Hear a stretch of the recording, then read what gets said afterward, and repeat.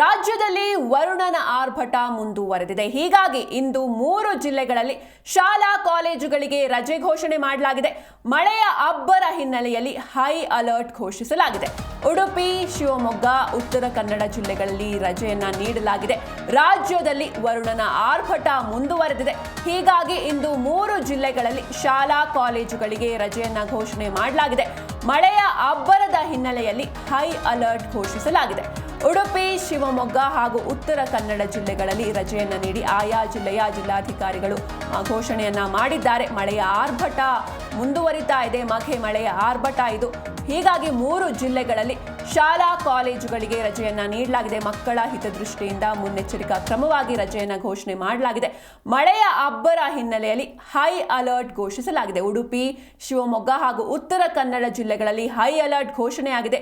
ಜೊತೆಗೆ ಶಾಲಾ ಕಾಲೇಜುಗಳಿಗೆ ರಜೆಯನ್ನ ಕೂಡ ನೀಡಲಾಗಿದೆ. ರಜೆಯನ್ನ ನೀಡಿ ಆಯಾ ಜಿಲ್ಲೆಯ ಜಿಲ್ಲಾಧಿಕಾರಿಗಳು ಆದೇಶವನ್ನ ಹೊರಡಿಸಿದ್ದಾರೆ. ಕರಾವಳಿ, ಮಲೆನಾಡು ಭಾಗದಲ್ಲಿ ಮಳೆಯ ಅಬ್ಬರ ಮುಂದುವರಿತಾ ಇದೆ. ಕೊಂಚ ಬಿಡುವು ನೀಡಿದ್ದ ಮಳೆರಾಯ ಮತ್ತೆ ಅಬ್ಬರಿಸ್ತಾ ಇದ್ದಾನೆ. ಮಳೆಯ ಆರ್ಭಟ ಜೋರಾಗಿರುವಂಥದ್ದು. ಹಳ್ಳ ಕೊಳ್ಳಗಳು ತುಂಬಿ ಹರಿತಾ ಇವೆ.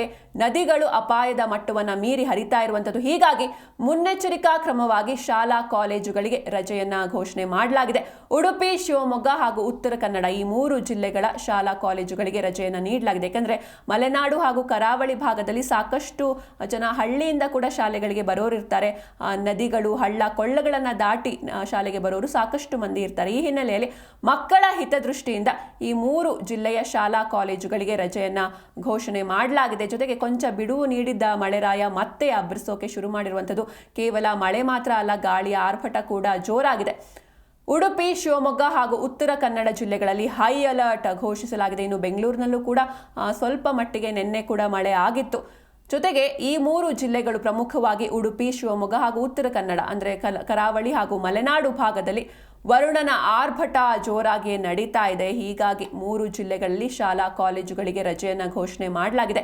ಮಳೆಯ ಅಬ್ಬರ ಹಿನ್ನೆಲೆಯಲ್ಲಿ ಹೈ ಅಲರ್ಟ್ ಘೋಷಿಸಲಾಗಿದೆ. ಕೆಲವೊಂದು ಜಿಲ್ಲೆಗಳಿಗೆ ಆರೆಂಜ್ ಅಲರ್ಟ್, ಇನ್ನು ಕೆಲವು ಜಿಲ್ಲೆಗಳಿಗೆ ಯೆಲ್ಲೋ ಅಲರ್ಟ್ ಹಾಗೂ ಅತಿ ಹೆಚ್ಚು ಮಳೆ ಬೀಳುವಂತಹ ಪ್ರದೇಶಗಳಿಗೆ ರೆಡ್ ಅಲರ್ಟ್ ಘೋಷಣೆಯಾಗಿರುವಂಥದ್ದು. ಉಡುಪಿ, ಶಿವಮೊಗ್ಗ ಹಾಗೂ ಉತ್ತರ ಕನ್ನಡ ಜಿಲ್ಲೆಗಳಲ್ಲಿ ಶಾಲಾ ಕಾಲೇಜುಗಳಿಗೆ ರಜೆಯನ್ನ ನೀಡಿ ಆಯಾ ಜಿಲ್ಲೆಯ ಜಿಲ್ಲಾಧಿಕಾರಿಗಳು ಘೋಷಣೆಯನ್ನ ನೀಡಿದ್ದಾರೆ. ಜೊತೆಗೆ ಮಳೆಯ ಅಬ್ಬರದ ಹಿನ್ನೆಲೆಯಲ್ಲಿ ಈ 3 ಜಿಲ್ಲೆಗಳಲ್ಲಿ ಹೈ ಅಲರ್ಟ್ ಅನ್ನು ಕೂಡ ಘೋಷಿಸಲಾಗಿದೆ.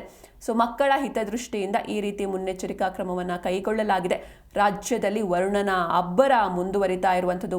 ಮಳೆಯ ಆರ್ಭಟ ಜೋರಾಗಿಯೇ ನಡೀತಾ ಇದೆ.